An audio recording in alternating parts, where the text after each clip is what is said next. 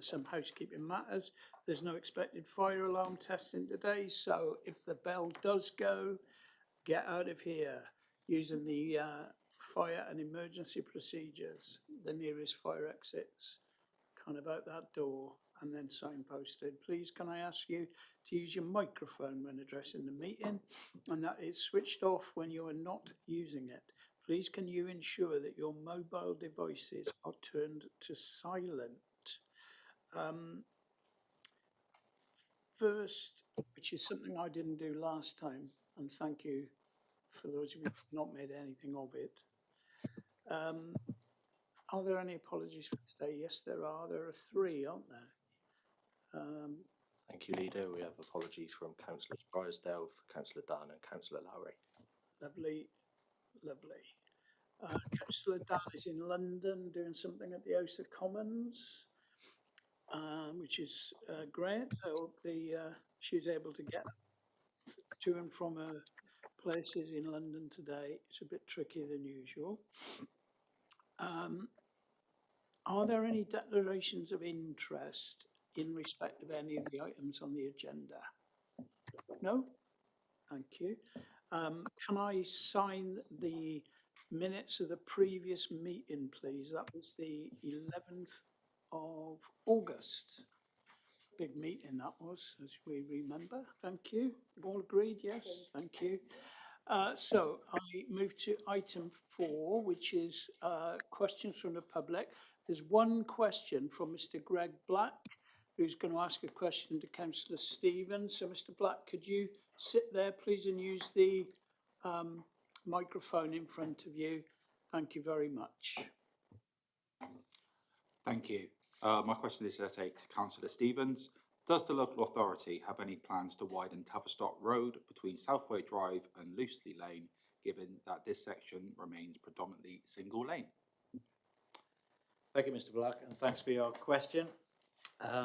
The work done to date has indicated that removing the mergers at the George Junction and at the Woolwell Roundabout, alongside the construction of Derriford Transport Scheme completed in 2018, would resolve the pinch points on this section of Tavistock Road such that further widening between Southway Drive and Loosely Lane was not considered necessary.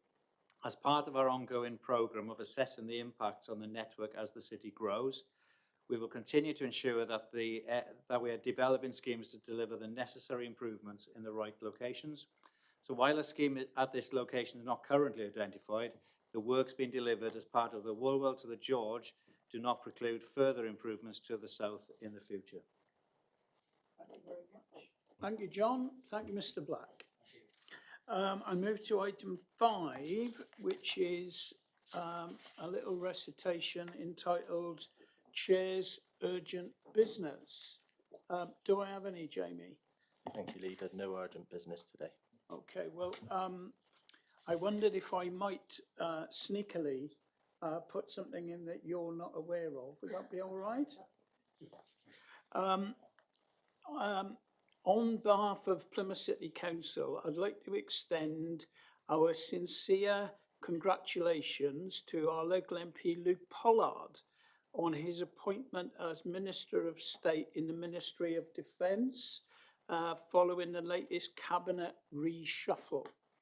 Now, this is a significant achievement and a proud moment for Plymouth as well as for Luke. And while we're at it, we're equally delighted that Plymouth has been named as one of 5 key national defence growth areas in the UK government's defence industrial strategy, which took place, this big announcement today. Now, this landmark designation places our city firmly on the national stage and signals the beginning of a transformative new era. So today, Plymouth is making headlines for all the right reasons. Now, this recognition affirms our city's strategic importance and promises long-term benefits for families, communities, and future generations. It unlocks unprecedented opportunities for economic development, for innovation and prosperity. And of course, our prime goal here is helping local people access meaningful careers and pathways, which is what I said last time. And you'll be happy with that, Sally, I know. Now, backed by a £250 million UK-wide investment, this designation marks a pivotal moment in Plymouth's economic trajectory. It builds on recent major developments, including Plymouth's designation as the National Centre for Marine Autonomy, a £350 million investment by defence term Helsing, Babcock's expansion into Sherford with a new integrated logistics hub and advanced manufacturing base, the confirmation of Plymouth and South Devon Freeport as a defence strategic investment zone. Are you excited yet? Because this is pretty big. In addition, the Ministry of Defence's £4.4 billion investment into the naval base and Babcock's Devonport Royal Dockyard will support the next phase of the Navy's submarine programme. That's the Continuous At-Sea Deterrent, or CASD as it's known, and operations will extend until at least the year 2070. 2070. And the newly launched Team Plymouth will strengthen collaboration between key organisations. It'll foster innovation and create high quality jobs. This strategic partnership positions Plymouth to lead in defence, in marine autonomy and advanced manufacturing, securing our place at the forefront of national resilience and regional renewal. The Defence Growth Deal investment will support a wide range of initiatives, including strengthening local skills programmes, with a focus on STEM outreach and training in electrical engineering, renewable energy systems, nuclear operations and autonomy. It'll drive innovation through the Advanced Marine Technology Hub at the University of Plymouth, and it'll support dual-use capability development, marine science and critical national infrastructure. It's also going to be investing in local infrastructure to enhance the wider city ecosystem, making Plymouth not just a strategic hub, but a vibrant and attractive place to live, work and invest. This is a defining moment for Plymouth. Let's seize it together. All right? So that's all I've got to say about that. But that is quite something, isn't it? It's our time. So I would now like to move on to item 6, which is the proposed public spaces protection order for the management of antisocial behaviour in designated Plymouth City Council car parks. This is on page 23 to 52. Now, could I welcome Steve Foe? Is this your first time here? It is indeed, yes. Okay, well, welcome. We're a good bunch, honestly. It'll be all right. Thank you. And also, of course, Matt's here, but Tracy's here too. And before they speak, I'd like to ask Councillor Sally Hayden to introduce this item, please. Thank you, Leader. Welcome, Steve, first time. I'm pleased to bring forward the proposal for a public space protection order, which is known as a PSPO, covering 9 car parks across Plymouth. This is a target and proportionate response to ongoing issues of antisocial behaviour in these locations, which have been repeatedly raised by residents, businesses and visitors. The behaviours reported included drug use, intimidation, the smell of urine and vehicles-related ASB, antisocial behaviour, often congregated in areas where people should feel safe, particularly when arriving or leaving their vehicles. These issues not only undermine the public confidence, but also contributes to a wider sense of unease in our city public spaces.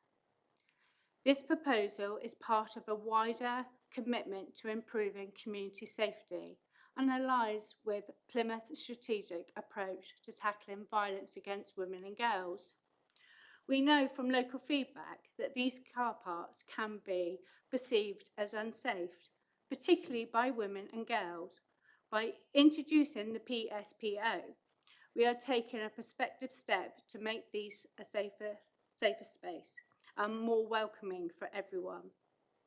We undertook a public consultation earlier this summer, which received a strong engagement response. High proportion of residents supported the introduction of the PSPO, with many sharing personal experiences of feeling unsafe or witnessing concerning behaviour. Several responses highlighted the impact of their willingness to use certain car parks, especially during the evening or weekends. Others welcomed the proposal as a sign that the council is listening and taking action. We also consulted with key partners including Devon and Cornwall Police, local businesses and community safety stakeholders. Their feedback has helped shape and scope the conditions of the proposal order, ensuring it focuses on the most problematic behaviour and locations. The PSPO will give the police additional powers to intervene and prevent antisocial behaviour before it is at scale. It is not a standalone solution, but as part of a broader package of measures we are implementing to improve safety and well-being in different areas to tackle difficult behaviours across the city. When consulted, one respondent told us the car parks are dark, full of poo and urine, and their discarded drug needles.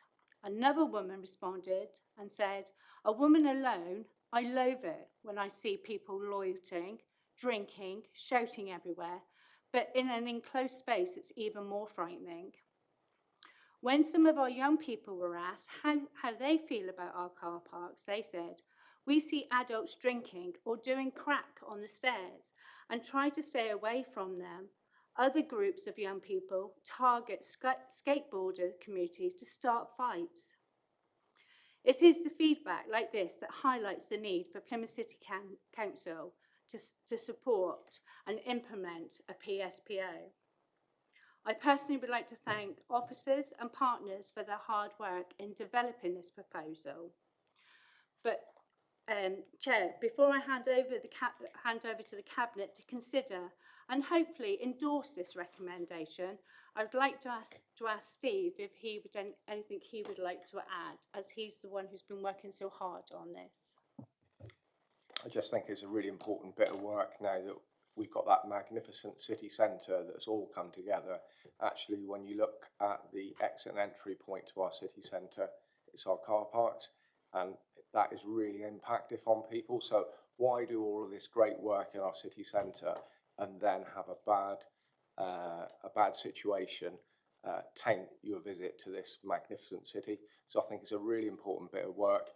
It's underpinned, it's trauma informed, and it's definitely addressing a well overdue issue that has been fed back from partner agencies and members of the public.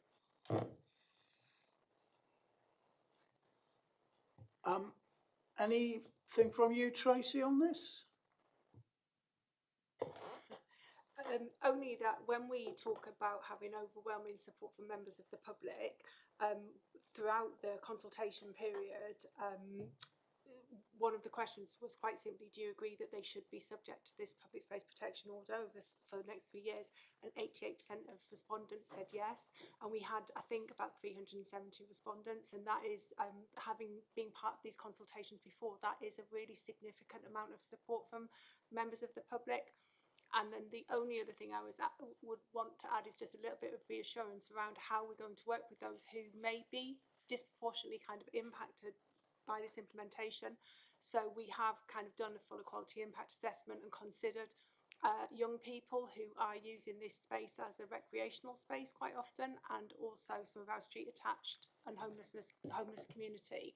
So we liaised directly. We had a specialist youth worker work with and speak with young people to kind of get their views and understand what can be offered instead and in place of this, because it's not a safe space for young people. if nothing else, people driving cars in there. And then our kind of street attached and homeless community, we've worked really closely with kind of Shekinah and Path and other partners to understand what impact this might have, and then what support is available to those people outside of those car parks to try and get them suitably housed or the support that they might need. So it was just really to provide you as a cabinet some reassurance that we're fully aware of that, is fully considered, and as much as we can we've mitigated and we're prepared for any potential displacement, and we'll deal with that as it may happen. I think that's a really important point as well, because you know, there's a downside to this upside, which you described there. Chris, obviously a number of those people welcoming this initiative are constituency also, I would imagine. Yes, and I think this is an interesting one for me, not only as a ward councillor, but obviously I'm conscious as a cabinet member with responsibility for homelessness that how we support those who are not yet inside, which can be for a whole variety of reasons, is really important. Them being safe, but also them being safe in a way that makes the rest of the community safe, is really important to us and our partners. I think this is a positive move in that direction, and I'm fully supportive of that, and just want to echo what Tracy said. With responsibility for the corporate estate, interestingly, some of our tenants have talked to me about the implications of our car parks on their ability to work well, whether that's the Theatre Royal or traders in the market. And similarly, local residents, once again, not only the ones living near the city centre, ones immediately, but some of the other areas have written to me about the impact. That could be local residents whose relatives are visiting from other places talking about it, but I think especially of the residents in places like Harwell and Flora Court and others who literally back on to Western Approach and who can feel vulnerable. We've got older people's housing right adjoining that this is actually good for them too. I think the way this is being handled is positive, and we are thinking about everyone in the process, but we do need to give enforcement officers, whether our own or the police, the powers to be able to take action, rather than us all end up not being able to support our local residents, our local traders and businesses, and those visiting the city. And I think from all of those perspectives, this is the right thing to do. Thank you, Leader. Thank you very much indeed. Any other questions at all from members at all? When you read that list of things that are wrong, you know, it's obvious that, and what you said, Steve, there about the impression that people get, it's really important, this. And it's something that the public have been saying for a while now, that they want something done about. But I've got to say as well that we're doing this with care as well, like you said, Tracy, making sure that we don't disrupt some people's lives, that we're actually caring for them at the same time as we're doing this. But this is, you know, there is a wider responsibility to the welfare of the city as well as the welfare of those individuals, which you described in your opening remarks, Sally. So thanks for all the hard work. This hasn't been a quick and dirty job, has it? It's been quite some time in the making, Steve. So thank you for all your efforts and all of the team that are behind this. It's a great piece of work, and hopefully it will deliver the goods. Before I put it to the vote, any closing remarks from you, Sally? No, Leader, I think you've covered it. Just a huge thanks, because as you say, it's not been an easy task, and this is where good partnership working comes into hand. And I know the officers have worked really hard on it. So, personally, thank you from me as well. Thank you. Okay, well, that's great. So, I think the best thing now is to go to the recommendation, which is on page 24, and it's to ask for the approval of this proposal and support the making and implementation of the PSPO with the suggested prohibitions that are laid out in the paper. All those in favour, please show. Thank you very much, both of you. Okay, so we'll now move on to item 7, which is the Corporate Plan Monitoring Report, Q4. I know it says Q4 of 2024, but 24-25, but it's a bit, some of it's a bit older than that. So I'll leave it to Chris to introduce. Thank you, Leader, and I'm not going to spend a lot of time on this report. This is the last quarter of the last municipal year, and we've been struggling, as I've said on a number of occasions, trying to get the right data sets into this. And here is our report. The narrative tells a story of us performing in a whole load of areas, but also identifies some of those areas where there is still a challenge for the council. I've been discussing how we do this better with senior officers, and we think we've got a way forward. I'm looking forward to discussing that with Cabinet colleagues over the coming weeks, and reflecting that in the new reporting structure for this year, which probably means that in future I'll be presenting 2 separate reports, not 1 report, in order to separate reports on performance and separate that from the corporate plan, as they are trying to do 2 different things in the same report. So we'll be talking about what that looks like with Cabinet members, but there will be a change. As part of that, I will involve the Scrutiny Management Board to make sure that they also have better performance data to work from scrutiny, so that we are better, accountable and transparent. In the meantime, apologies, this is late. We've been trying to wrestle with how we got all of that into this report when we think we can do better and we plan to do better. Thank you, Leader. Well, that's right. It's not just doing better performance-wise, but it's doing better telling the story. Yes, yeah, I mean, I keep talking about potholes, because everybody says we don't do them. And I mean, I keep quoting figures as 8,000 potholes. I don't know. That was the last figure I heard, but I don't know whether we got any updates. But I mean, it's we need to sell our successes a bit better. I know we focus a lot on the few things that go wrong, but actually there's a lot that goes right. You've got to be able to tell that story as well. John, you look as if you're hovering. I am hovering, find the right button here. Potholes, right? And of course we don't call them that anymore, but that's what I can call them what they like. But what I say means potholes. In the last year, there's been 2,230 reactive carriageway repairs. I just happen to have these figures at the top end of it. 3,705 defects, and of course when the potholes are repaired, the new way of working now by highways is actually they send the vehicles out to do a search, and it's not just the pothole that's been reported in question, but actually looking at there's some areas around the pothole that would imminently, or in a few weeks or a few months, deteriorate further. So there's a kind of proactive response to do that. The roads as well, and obviously some of this is budget dependent. You have to go by the available budget, but there has been, as I said, though, working with repairs that are reported, by fixing areas around that reported affair, we actually can save money in the end. But I'd be quite happy to provide some figures for the minutes.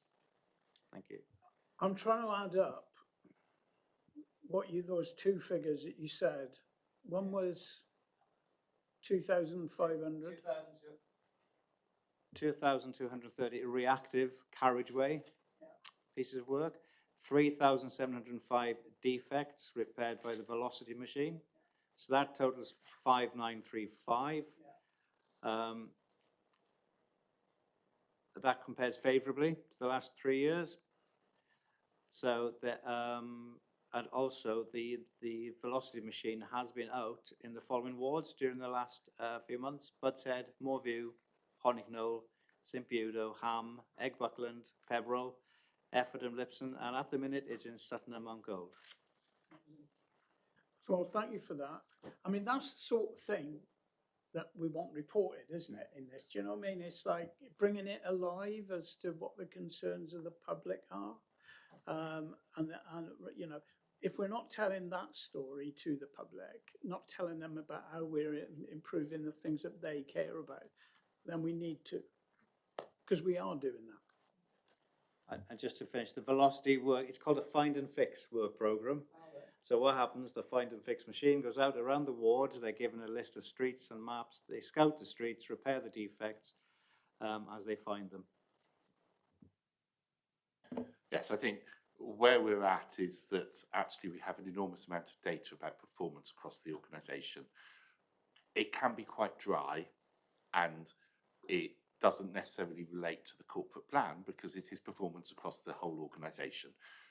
We have tried to lever just some of the headlines into the corporate plan, and that doesn't necessarily mean we have the right indicators because the corporate plan is not written as a performance framework, which is why we want to separate, because to the public, how many missed bins we do each week really matters.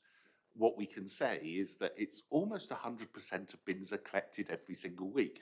So we've got good performance, but what we need to show is the context, and the context is contained within balanced scorecards that have been developed across some directorates and are in the process of being developed across all, because that will tell us good stories. It will also show where the challenges are. That can be linked then to budgetary monitoring and financial monitoring and help us to allocate money properly. That's a really good tool. That is different from the report on the corporate plan, which addresses some of the other issues in different ways. And so we do want to now separate these two because we've tried, in trying to be simpler, we've ended up not being able to tell either story properly. And we need to be able to do both for the good governance and transparency, and also so people can see us delivering on what they've asked us to deliver on. And our current corporate plan, in all honesty, talks a lot about what other people will do, not about what we are doing. And so we're talking about what our colleagues in health and police and education and others are doing. Well, that's beyond our control. So we also are going to take the opportunity just to say what are our bits of that.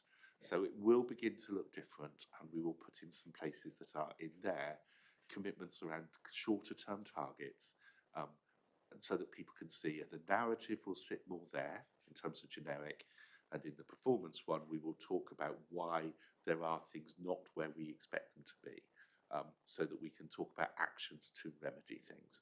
Because that's what's really important. And actually we need to be doing that, because running over 300 services, this isn't the way to try and report performance. And I think we've learned that over the last year as we've struggled with this report.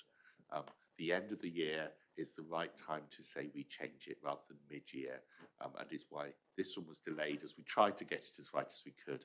And we're being a bit slow on getting this year's out because we want to make sure we've got the data sets right. So a move forward, and that's a move forward to trying to be more transparent, having tried to simplify it because people said we were too complicated. We're going to go back to some complication but split it out so that people can see what they need to see. So I would ask people to note this because that's all it is. It will then progress through the usual processes. Thank you, Leader. Oh, sorry, and can I just say a big thank you to all the staff, not only in the performance team, but across the organisation who've done their best to get everything in the right place for us in a way that doesn't quite fit their normal working practices. Thank you. Yeah, no, it's a tricky one, this, because it's almost like an impossible task that we've asked them to do these last few years with this report. You know, probably need to say a big thank you to Paul, who's online at the moment, and the team that has produced these facts, figures, and graphs. But we will change tack for the next time. Hopefully, we will do it differently in future. So the recommendation is on page 2 of the supplementary pack. This Cabinet notes the corporate plan monitoring report, Q4 24-25. All those in favour of noting, please show. Thank you very much. Right, we now need to move on to item 8, which is leaders' announcements. I know this is the one you all look forward to. And I don't want to disappoint you, because I know I just read out a big long thing about the defence stuff, and you know, it is going to be a game changer for us. There's no doubt about that. So I'm going to probably mention that a little bit in here, but not as much in a little bit more detail, I mean. So if we could just talk a little bit about the fact that the Labour government are investing shed loads of cash in Plymouth. I think I need to say it because it's true. You know, the money that's going into the dockyard is extraordinary. The money that will be coming into the dockyard and naval base over the decades to come is an extraordinary level of investment, which will have a positive impact on our economy. And we haven't been able to say that with any certainty for a very long time indeed. But that figure I put out to you earlier of having worked to 2070 is really important. The recent announcement, only last week I think, about the deal that's been done for frigates with Norway. You know, again, that helps in terms of shipbuilding, of course, but there's a knock-on effect for Plymouth as well with that. I mean, not least in training and, you know, for FOST and people like that. You know, there's huge implications of just about everything that's going on in the NATO space at the moment. So being part of NATO is really important. And of course, anybody that thinks we shouldn't be in NATO probably shouldn't be standing for election in Plymouth, I would suggest, because you're actually arguing against Plymouth's future prosperity. So, you know, new jobs in Devonport, we reckon now, as a result of that, 7,000 in there, but 25,000 job opportunities in the wider economy as associated with that knock-on effect. It's incredible. We're also looking forward, of course, to the project that Babcock have announced about a city centre, national capability centre to be, you know, in a building to be decided, which will bring back huge footfall and lunchtime spending power into the city centre. Probably since we, i.e. the council, decided to move house, I don't know how long ago it is now, since we went to Ballard. 2014. So that's that's 10 years. So, you know, if you think about what having 2,000 people in the heart of the city centre is going to do for the retail picture in the city is nobody's business. We've done this memorandum of understanding with Homes England, 10,000 homes in the city centre, and they've started quietly acquiring land and property in the city centre to help us with that, and of course they'll be helping us with some money as well. That's going to be quite significant as well. We mustn't forget that the announcement by the government, and I'm going to, John knows this figure better than anyone, but the £519 million of investment in strategic transport infrastructure in and around the place mustn't be forgotten. 40 million in the civic centre as well. That's a government investment through Homes England into the civic centre project. That will also deliver, and I know Sally will back me up on this, the brand new city centre college campus focused on blue-green skills, yeah. Again, in the city centre, there's going to be, again, 2,000 students, we hear, something like that, by the time that comes to fruition. So, again, you know, I think the excitement in terms of that retail revival, and the figure I heard about retail revival that I learnt last week is that in the last 2 years, we've had a 40% reduction in vacant shops in the city centre.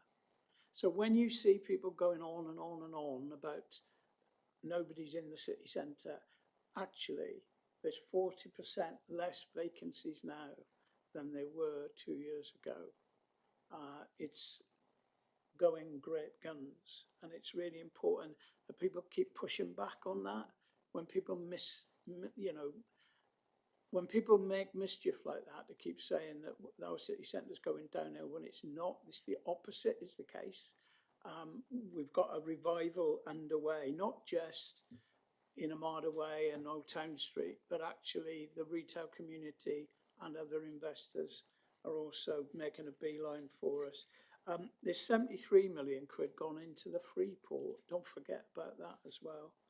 And of course, look what's happening in Derriford. The new elective surgery thing there, the A&E that's now underway as well. We know in city centre, Mary's been to see the CDC recently, that these are just fantastic investments in our city by our government. So I talked a little bit about the Growth Alliance, what we call. We're now going to have to learn to call it Team Plymouth. That's what we have now been, as of today, we are renaming. We're anointed. We have been anointed. So we are now Team Plymouth. So that really reinforces this partnership between the Royal Navy, Babcock, the City Council and the UK government. And it's an amazing step forward. It's recognition that this project that we've been banging on about, our Olympic bid, that we've been banging on about since January, is now actually underway. And, I think it's just fantastic. And we must keep chirping about it because not everybody's got one of these. But it's real confidence in our city by our government. I think the opportunity of the housing is really important, and I want to keep saying this, but I've been talking lately not just about the housing and the families and the young professionals and all of that that's going to come into the city centre, but what else is going to be going on in the city centre? If you've got all this activity and if you've got all this increase in wealth coming into the city centre, the opportunity for cultural development and the nighttime economy is going to be huge, isn't it? And we're working really hard on that kind of agenda. We've invested in the box. We've got the barcode, but actually, the investment that is being made in the Guildhall, there's various other things going on. And we want to make sure that vibrancy in the city centre, that nighttime activity is going to happen. I just wanted to make sure that people just, again, get a flavour of what's been going on. I mean, I saw one of these, social media posts that, apparently the council have done one good thing in the last decade, and I keep having to resist the temptation to sort of post a big long list underneath and saying, what about this? What about this? But I mean, what about this? What about the box? And what about what we've done with our partners down at Royal William Yard? Because people got to remember, we're the landlord there, down at Royal William Yard. I mean, not everybody's got a Royal William Yard, but if you think about what's been going on and what's been delivered, it is transformational. One of these days, I think I might make that list. Anyway, it's all about place shaping, It's all about making the city the best that it can be. It's about grasping the opportunities and making sure that our kids and our grandkids can get those jobs and get those opportunities. That's what it's really all about. So, I mean, one of the things we'll have to do now is we'll have to come up with a plan for all of this, because it's easy to say, oh, by the way, we've got 20, 30 years ahead of us or 40 years, but how is that actually going to happen?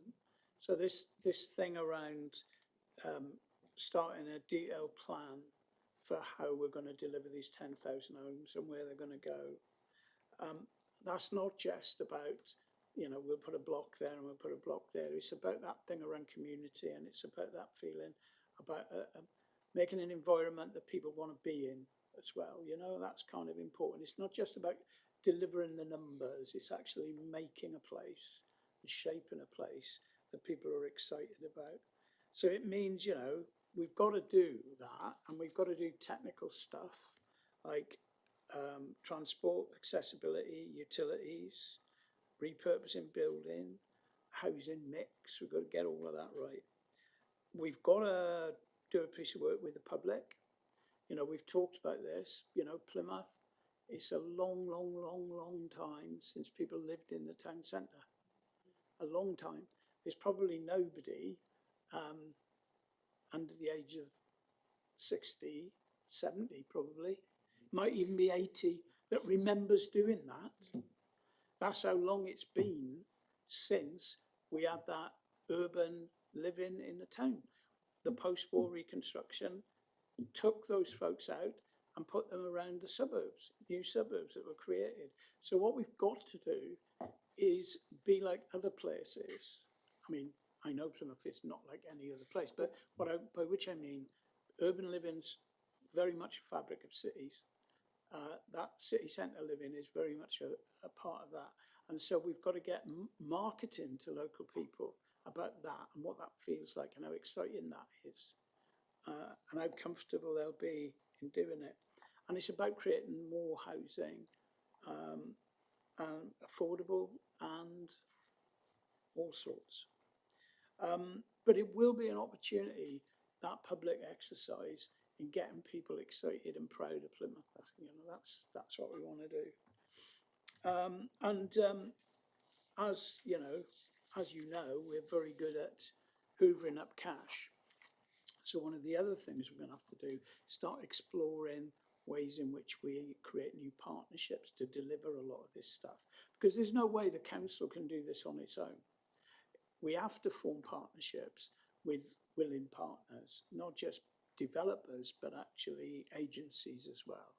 So opportunities that might be coming up for new structures. We've talked before about mayoral combined authority for Devon and Cornwall or for the South West Peninsula. I mean, there may be something in there that we need to start talking about in order to deliver that and drive that change. So, you know, it's huge, this. It's absolutely massive. And, you know, it's nearly 25 years since, you know, the David Mackey plan. And, you know, we made a good start on the David Mackey plan. That whole thing around a city that had turned its back on the sea, and how we've, you know, reconnected the city centre to the sea by the boulevard down to Mill Bay and by the work through the barcode down to Sutton Harbour and the work we're doing in Armada Way. You know, it's all about that reconnection. But we're now taking it to another level, I think. We're going to have to do that. So, it's really quite breathtaking when you just think about what we've got in front of us.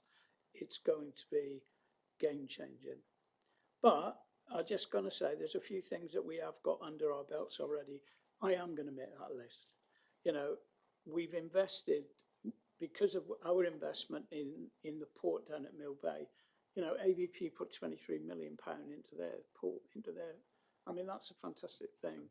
Preparing them for net zero, preparing them for a fully electrified port, preparing them for more freight coming in and out of Plymouth. The CDC, you're going to talk about that again in a minute. We've signed this new MOU with the university, the hospitals, and Plymouth Science Park for a health campus anchored at the Science Park, a new lease of life for our 25-year-old Science Park. We've almost finished our latest direct development at Langage in the Freeport. That's the 11th direct development that we've done. We've opened our Tinside refurbishment. That was very nice. And we had even had a Rolls Royce parked in the pool. That was great. We're still calculating how much that was worth in terms of publicity, but it'll be a lot, won't it? And of course, we now started work on site in the Mountbatten Centre, which is going to transform our old water sports centre into a real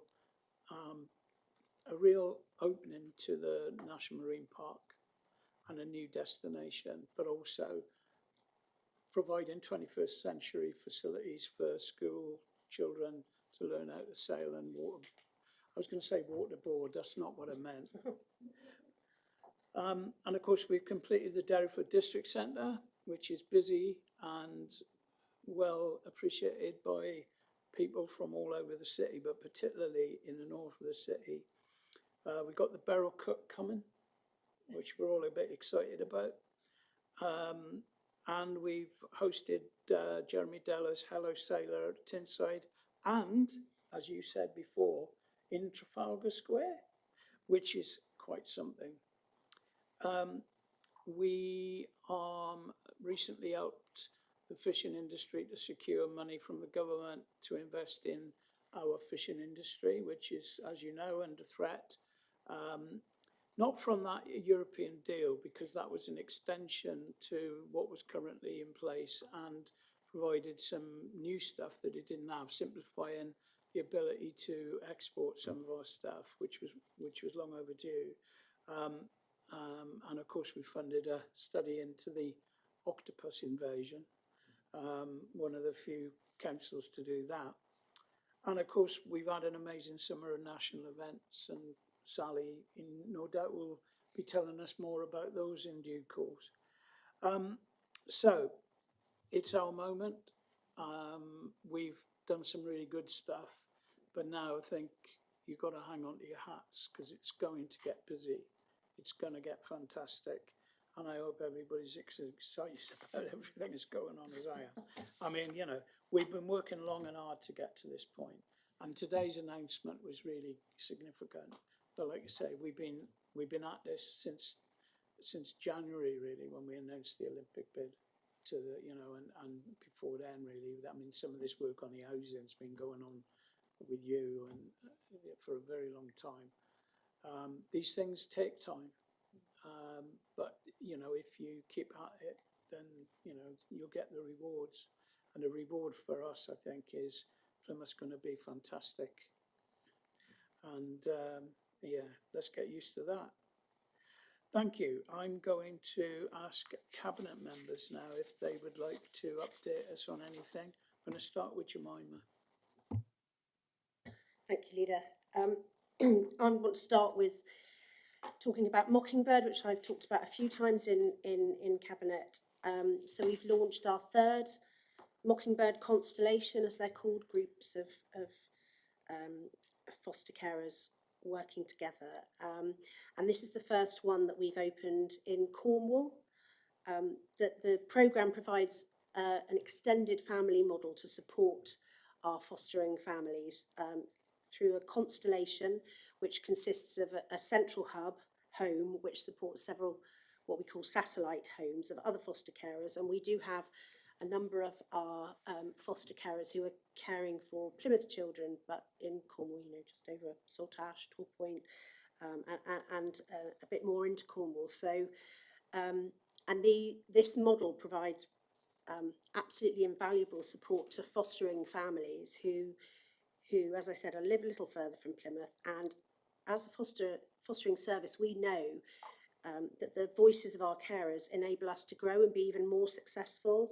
And so I'm really delighted we've been able to facilitate another constellation, because our carers have told us that this really works and that this is what they want and this is what we should be doing. So, as I said, we now have Foster for Plymouth now has 3 Mockingbird constellations.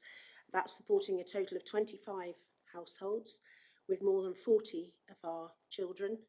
and that includes 6 kinship households and the family members that they care for. So really excited that we have another constellation for Mockingbird. You may have spotted that the box was on the front cover of this month's Plymouth Chronicle as part of our 5th birthday celebrations. So I was at the box pretty much all day on Saturday to celebrate the 5th birthday. There was a proper party atmosphere. We had more than 1,700 people came on Saturday, which is our highest Saturday attendance since we started doing our Super Saturdays every month. And we've had so much good feedback, and the atmosphere was just incredible. And we talk about wanting the box to be nationally known and locally loved, and I definitely felt the local love on Saturday. We had an amazing cake. There was enough cake for everybody. So much positive engagement, so many birthday wishes on social media. And I just want to say a huge thank you to all the staff and all the volunteers, because they make the box the place that it is. And so many people saying to me, you know, what a welcoming, safe space it feels for people, where you get to see world-class art, extraordinary heritage for free. We're really lucky, and I want to wish the box a happy 5th birthday, and here's to the next 5 years and beyond. We also hosted Southwest Area Council of Arts Council England, which I'm fortunate enough to sit on. We had our Southwest Area Council meeting in Plymouth on Friday at the box, and council members got to go and see Forbidden Territories, the incredible surrealism exhibition, which is being moved out of the box now because it's finished, while the team start preparing for Remember, Respond, Resist, which is part of the UK Poland season 2025, which opens at the beginning of October. 20 different internationally renowned artists, including work by Grayson Perry. So, you know, again, incredible world-renowned artists, their work going on show in our city, which everybody can come and see for free. Thank you, Leader. Thank you. Thank you very much indeed. Chris, over to you. Thank you, Leader.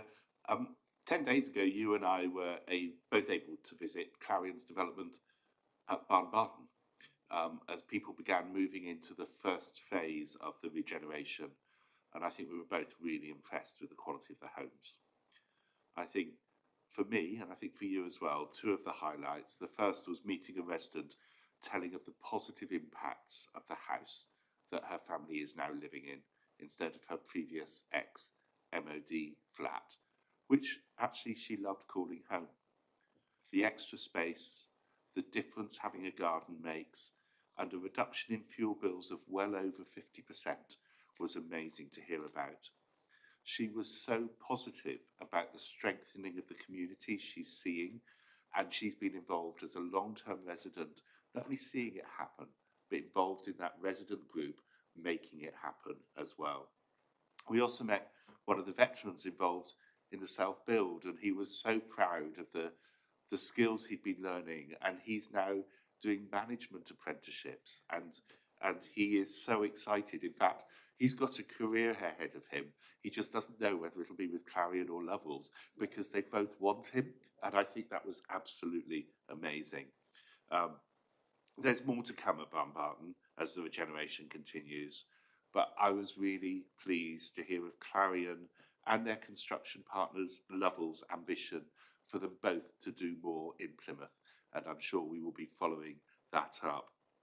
I think my thanks to the ward councillors and to local residents who've stuck with it and who've worked really hard with Clarion to make this happen, and for Clarion's openness to do that level of engagement, and for the work Clarion and Lovells are doing to make all of this happen, as well as our housing delivery team who've supported them through that process. Moving on to a different sort of building work, a Plymouth Home Memorial dedicated to the grandson of Queen Victoria is currently getting some TLC as part of our ongoing review of our assets. Officially known as, excuse my pronunciation, The Prince Christian Victor Memorial was erected in 1902 to commemorate the death of Prince Christian Victor of Schleswig-Holstein, one of Queen Victoria's grandsons who died of typhoid fever during the Second Boer War. It also commemorates the officers, non-commissioned officers and men of the Gloucestershire, Somerset and Devonshire regiments who fell during the Boer War of 1899 to 1902. The memorial was designed by architect Frederick William Mark and has 3 bronze panels by the sculptor Onslow Whitting and one by Emil Fuchs. The panel by Fuchs shows 2 angels lifting a soldier towards another world with a dedication to the prince. The striking 12-metre pink granite obelisk with bronze panels is getting a makeover, with the bronze panels, which had previously been painted, being stripped back, cleaned and treated. As the monument is Grade 2 listed, the council took advice from an historic consultant about treatment methods, and the work has started on doing a proper listed building bit of restoration. And where we can, we are trying to find funding to protect and preserve our monuments as well as our other buildings. And this is an impressive monument. I am really aware that there are many different views of empire and colonialisation, and we don't want to shy away from our history. We want to acknowledge it, we want to learn from it, and we want to remember the young men from this city who have died in battles far away over many generations. I would urge people who want to find more to go to the Block Boxes website and have a search there, where they have information about the Boer Memorial and also the reinterpretations that were done recently as part of a major exhibition, telling further the story of the memorial and the implications of the Boer War. We want to remember everyone who was a victim of that conflict. Moving to another building, we've started repair work on West Hoe Pier. In fact, the eastern arm of West Hoe Pier, and work has begun on the first phase. Earlier this summer, we fenced off an arm of the pier as a safety measure ahead of repair work to stabilise yet another Grade 2 listed structure. Built in the 1880s, the pier's been subject to lots of repairs over the years, and its location means that the continuous wave action means there'll be lots more to come over future years, decades, and hopefully centuries. We've been monitoring the condition for some time, and as we've done those explorations, we've discovered the pier head is more fragile than the external appearance would show. So we're stabilising the pier head at this stage, repointing out the pier walls before more intrusive work can begin, which will involve digging into the pier and refilling the voids that have been created by the sea, as well as constructing 3 concrete bands to add more stability. This is going to take us about 6 weeks, subject to progress, which itself is limited by tide and weather. The pier will remain closed throughout that time. Given the scale of the work, a second, more expansive programme will be planned for next spring, once we're through the winter storm season. It is a programme that is subject to time and tide, and the time and tide has taken its toll in the past. Whilst we have limited budgets, we know that it is important that we look after our seafront and historic places like West Hoe Pier, which welcomed Sir Francis Chichester back from his really epic voyage. So I'm really pleased that investment is being made, and there is more to come. We are doing extensive surveys of all of our waterfront assets at the moment, and I look forward to briefing you on further investment work that we will be making as we seek to continue to secure our major waterfront assets and heritage. Just quickly on other properties, we have now concluded the loss of public open space process relating to Pounds House, I'm looking forward over the next couple of weeks for us to be able to move forward to the next phase in the disposal of that building, and also the evaluation of bids for Merchants House are now concluding, and I would hope to make a similar announcement at around the same time. Whilst it's sad to lose historic assets, we need to look at holding costs and capital costs of all of our sites, because we can't afford to invest in places like West Hope here and the Bow Memorial if we are holding long-term vacant buildings. So this is part of a big ongoing process.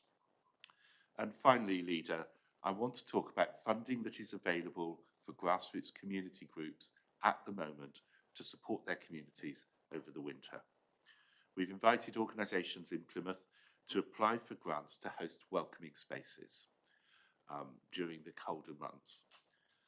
We've received £4,044,511 and 26p, I'm not going to forget the 26p, from the Department for Work and Pensions Household Support Fund to help support residents with the cost of living throughout 25 and 26. As part of that, £160,000 has been allocated to help organisations open welcoming community spaces this winter. That's an increase of £60,000 on last year. And I'm really pleased that we've been able to reprofile the budget to make more money available to community groups. Last winter, 37 spaces received funding and did amazing work. Grants between £2,100 and £5,350 are available to help non-profit organisations host a welcoming space, providing warmth and community connection between November of this year and March of next year. Each welcoming space will offer different services. They might be information, support and guidance, opportunities to participate in activities and learn new skills, and there were singing groups and cooking groups and all set up by people meeting at those spaces last year. There might be internet access, computer access, charging points. They will all offer a friendly environment. And if it's a cup of tea, that'll be the minimum, but some will offer a bit more in the way of food and cooking opportunities. So applications are due in by Friday the 26th of September, and successful applicants will be informed in the first week of October. This is we're doing because we know that many people in Plymouth are still feeling the pressures of rising costs, and that winter, when you have to heat the home, makes life a lot harder. We're doing this because we want to continue to grow a programme of community-led stuff that is leading to new innovation and new projects being set up that last all year. So we're pump priming work and enabling spaces to be open for longer. And that first-hand difference I have seen as I've visited some of the centres over the last few years is so important. And I'm looking forward to seeing more of that this year. Applications will be assessed to ensure a fair geographical spread across the city, with coverage at different times of day and week, and support for a wide range of people. We are really keen especially to have those applications in areas who are most impacted by the cost of living crisis. While only one grant can be awarded per organisation, we know that multiple organisations can occupy the same space. So if the space is offering different organisations at different times the opportunity to meet different parts of a community's needs, we will accept applications for more than one organisation to use the same space. I think that's really important for small community groups, and this could make a real difference. I'm really looking forward to seeing the applications and visiting some of the successful applicants over the course of this winter. But that, I think, is a really good news story for Plymouth. Chris, thanks very much. I mean, a lot of detail there for people to take in from a webcast. How will we be letting those community groups know that there's another extension to the fund? We've emailed people on our mailing lists, we've put it on social media, and there is an item on the newsroom. So if you go and Google Plymouth Council News, you'll get a link to the newsroom, and at the bottom of the article with all the details, you will find a link to the application form and you can apply straight from that page. Okay, so thank you for that, Chris.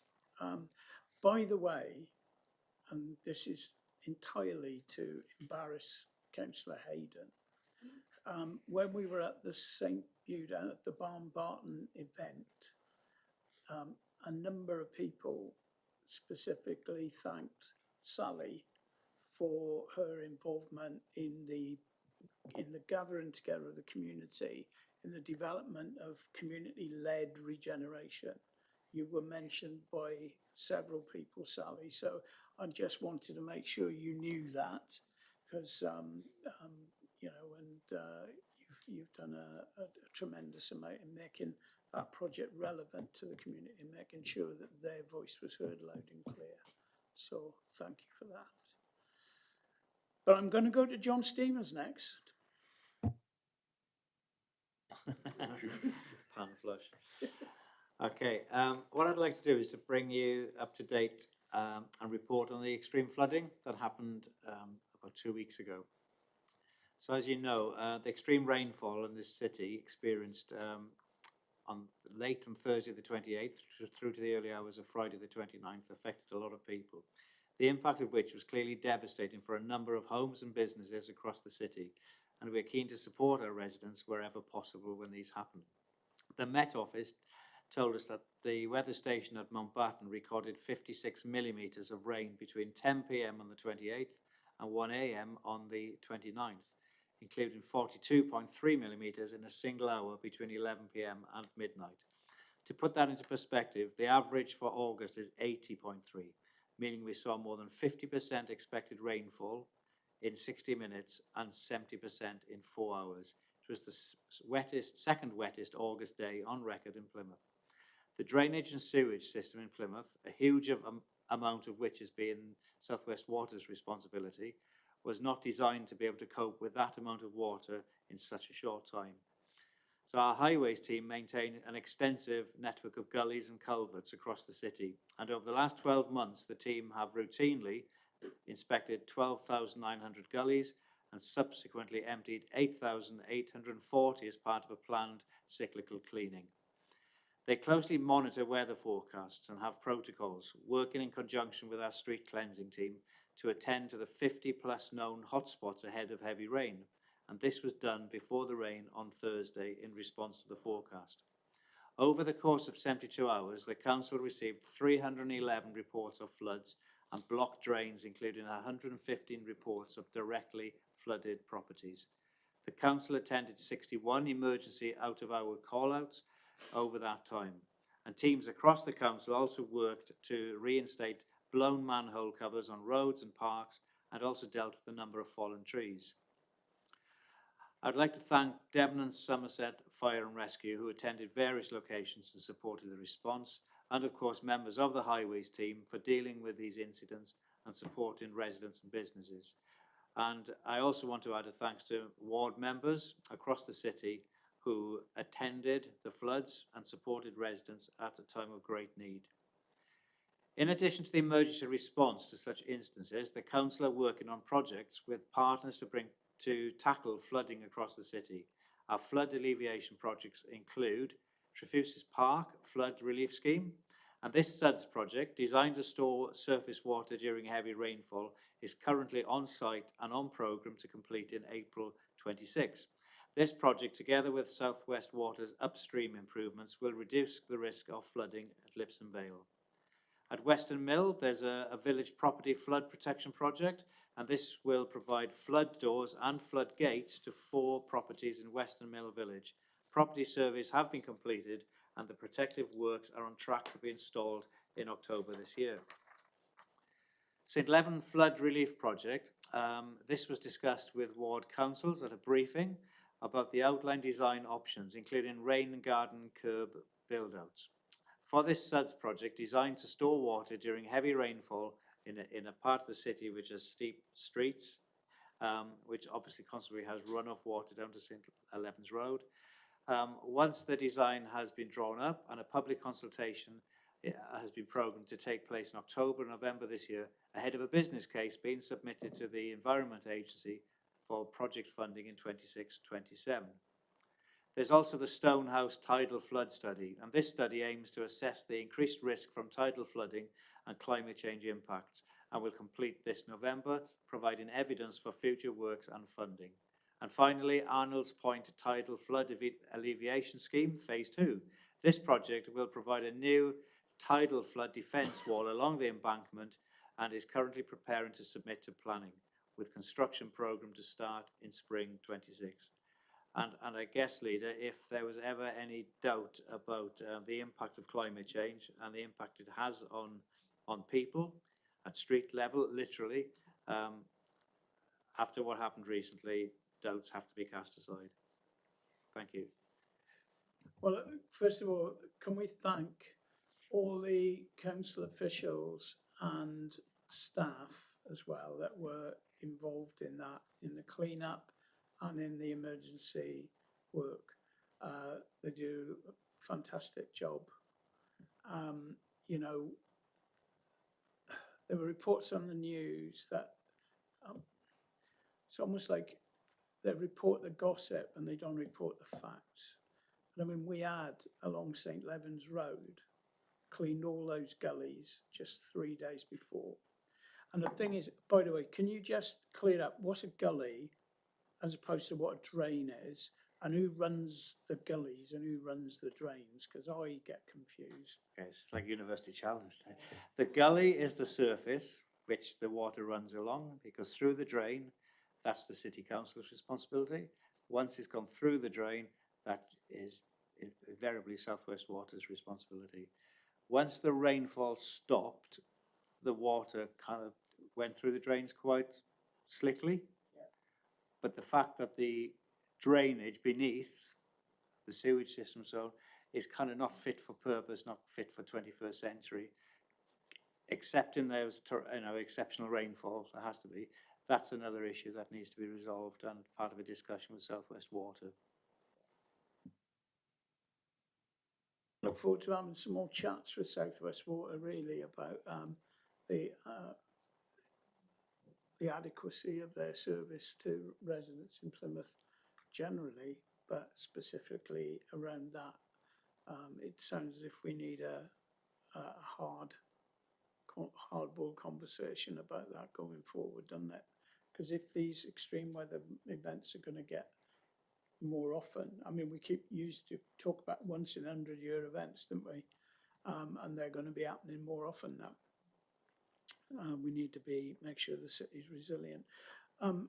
By the way, while mentioning hard-working council staff, got to say the way in which the council staff have been looking, we mentioned those events on the Hoe and everything. The way they get stuff back to clean and tidy is incredible, our staff. You know, I think people don't realise when they go on a Sunday morning after a Saturday night event, I mean, after the fireworks, for example, you know, they got everything back to absolutely spick and span. It was brilliant, wasn't it? Yeah, so well done, everybody. Right, I'm going to thank you, John, and I'm going to go to Sally Hayden now. Thank you, Leader, and thank you for the nice comments regarding Bombarton. But for me, as a ward councillor, it's been so important for families to have homes, not just houses, and it's took years of their involvement. As much as nice comments, it was the residents who were heavily involved in that as well. But before I talk about announcements that are coming this September to the city, I just thought it might be worth just reminding Cabinet about Plympton Library and the Santander Bank that is now now going in on a Wednesday into our library, which was previously closed on a Wednesday, but thanks to Santander, we're opening it.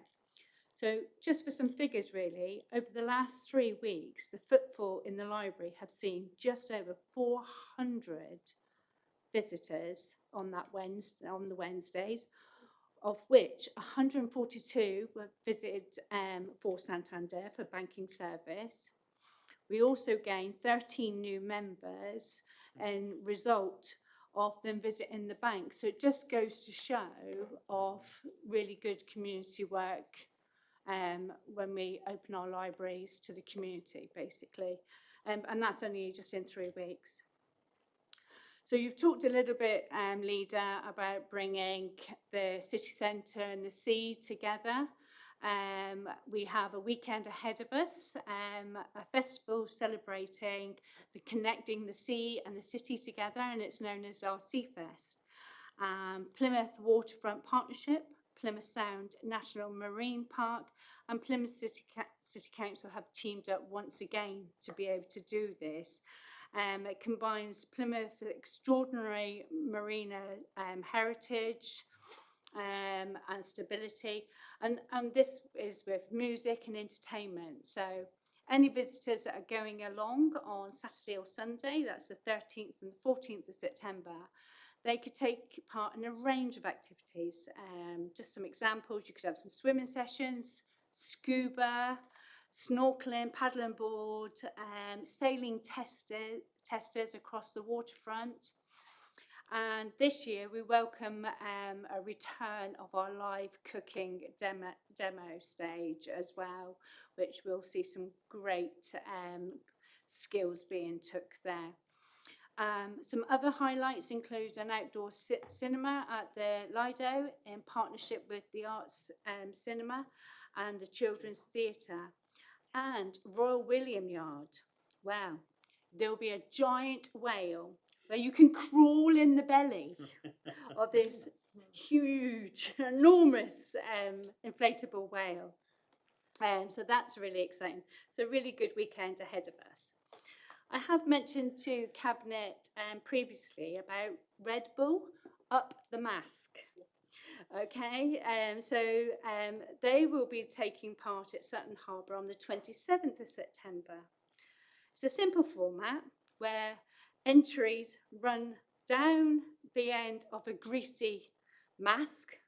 If they're successful and grab the flag, then they're through to the next round. Fail to grab, and they're out.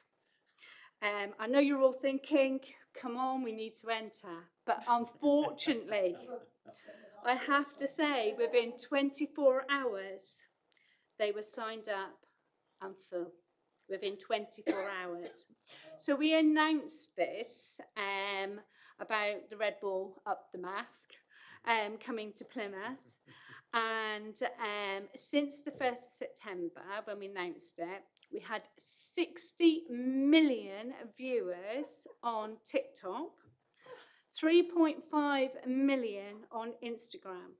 And like I say, the sign up was closed within 24 hours. So I'm really sorry, any of you who would have liked to. I was quite happy as a cabinet member. Signed up. I was quite happy as a cabinet member, you know. But there we go, not successful. But it yeah.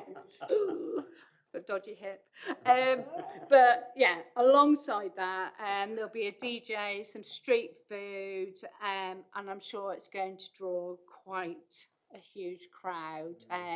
It's all over social media. So that's just 2 things that we've got looking forward to coming to our city in September. I shall leave it there, Leader, because there'll be lots more in October and November, but I don't want to give you too much of the excitement on one day. All right, thank you. That's fantastic. So it's, did you say, what would you call it? It's Up the Red mast. Bull So it's like Up a mask. the Mask. So it's this great Like big a mask. mast. Yeah, it's a great big long mask. It's very greasy. Yeah. You've got to run to the end of it. Yeah. You've got to grab Grab a the flag without Yeah. falling off, obviously. Yeah. And then you'll go through to the next stage. So if you don't grab it and you fall off, then that's it. You're out. Okay. That sounds good. Yeah, it'd be in the water. In the water. It's all very safe, don't worry. Oh, Health and safety have been looked into. Wow. 60 million views. Yeah, 60 million viewers on TikTok. Yeah. And 3.5 million on Instagram. Wow. That's how much it's. So That's it's incredible, isn't it? It's not something I tend to watch on the telly, but Oh. it is a big thing apparently. You've got to get with it. You've got to get with the programme there, Councillor Hayden. Yeah, I know. If there's I know. 60 million viewers. Wow. So it's so just a reminder, if you want to go down and watch anybody, not take part, but watch anybody, it's Saturday the 27th of September, and that's placed at the Sutton Harbour, where you'll have a DJ and there'll be street food as well. So there'll be a lot going on down That's there. going to be amazing, isn't So it? yeah, lots of people coming to our city Yeah, again. it was fantastic. So thank you very much. That's really exciting, isn't it? Yeah, sorry, Mary.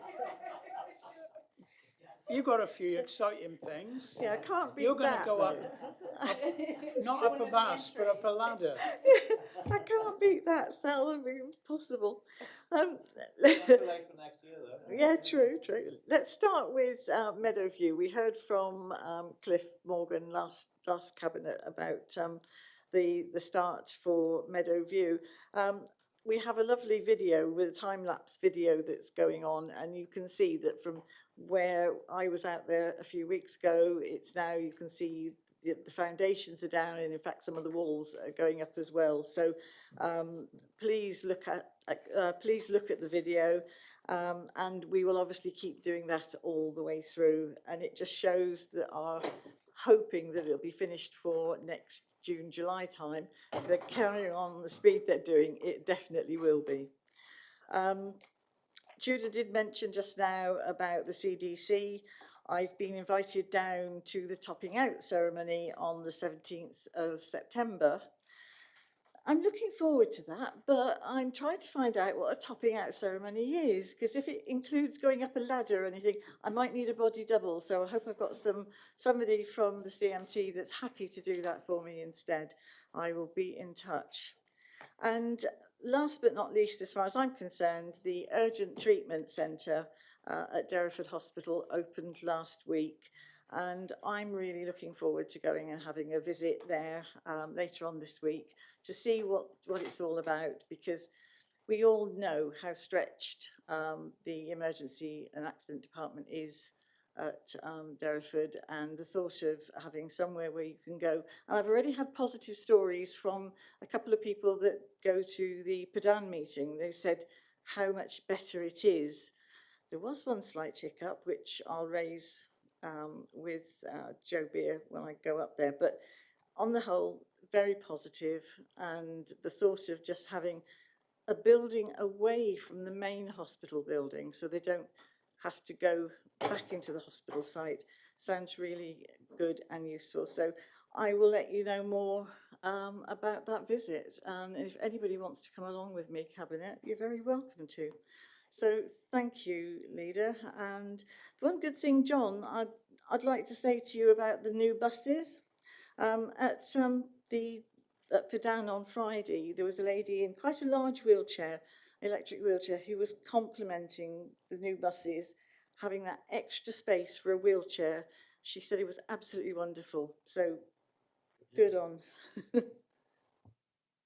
Thank you very much. You might pass that on to City Bus as well, that compliment as well. Okay, excellent. Any more for any more? I think that's everybody. So I'm going to move on to LGA update. Now, normally there'd be a big long thing, but of course, August is a fallow month for the LGA, really, when handovers and changeovers happen. But as I have been retained on the LGA Councillors Forum list, which I'm immensely looking forward to going to the next one. I'm wondering if we will hear from our new Secretary of State, because obviously since a couple of days ago, we now have a new Secretary of State for Housing and Local Government, which is Steve Reid MP, following Angela Rayner stepping down and Jim McMahon. By the way, I wondered if we could send letters to both Angela and Jim, although there are a number of departures, those two in particular, we've worked with on various local government projects. So perhaps an opportunity to say thank you for their service and their help to Plymouth. But we need to welcome Steve Reed. Steve is a local government legend. Actually, he was the leader of Lambeth Borough Council in London for a number of years, and he created the Co-op Council's Innovation Network as well. But the other thing that I'm excited about with Steve is that he was responsible during his time in Lambeth for delivering 18,000 new homes in Lambeth. So when he says today, build, baby, build, as his prime directive, then I think, you know, we're obviously in a position to make him an offer that he can't refuse.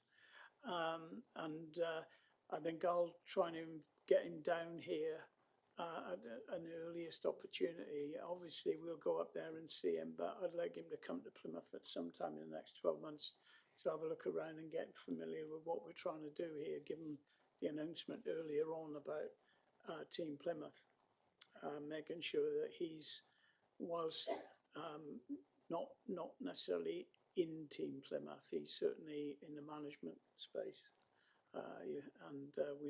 We need his assistance in due course. There have been quite a few comings and goings in areas that will affect the work that we do. With 300 odd services that we provide, that's inevitable that a lot of government chops and changes will affect us.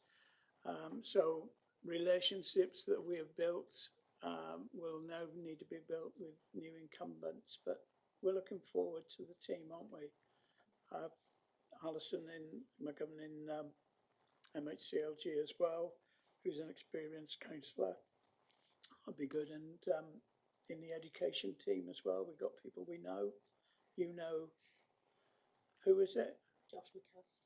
Josh McAllister. So again, you know, there's some real opportunities here, I think. And Georgia, who was already enthusiastically supportive of Plymouth in the innovation sort of space, now in the education team. Again, that'll be quite exciting. What I'm excited about her as well is that she ran very good council in Camden. And as you pointed out earlier to us, Sally, that, you know, they were immensely well regarded, weren't they, Camden, by education leaders. So we look forward to seeing what she can do. Anyway, we'll normal service be resumed. We'll come back. It'll be interesting to see how the LGA approach the new incumbents.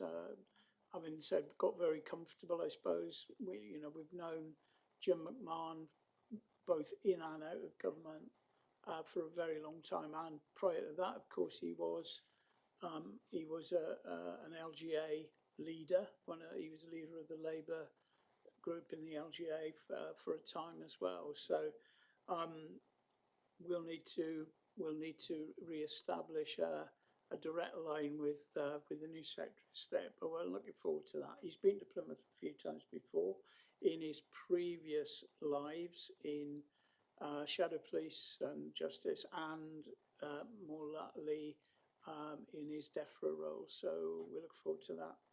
I'm also going to want to write to Daniel Zeitner, who was the fishing minister, who helped us with a number of things recently, not least the octopus project, but also a few other things in terms of lobbying for our local fishers. And he, to be honest, he was, you know, he done a really good job and really understood fishing and cared for it. And so I hope his successor has the same enthusiasm. And as it's Angela,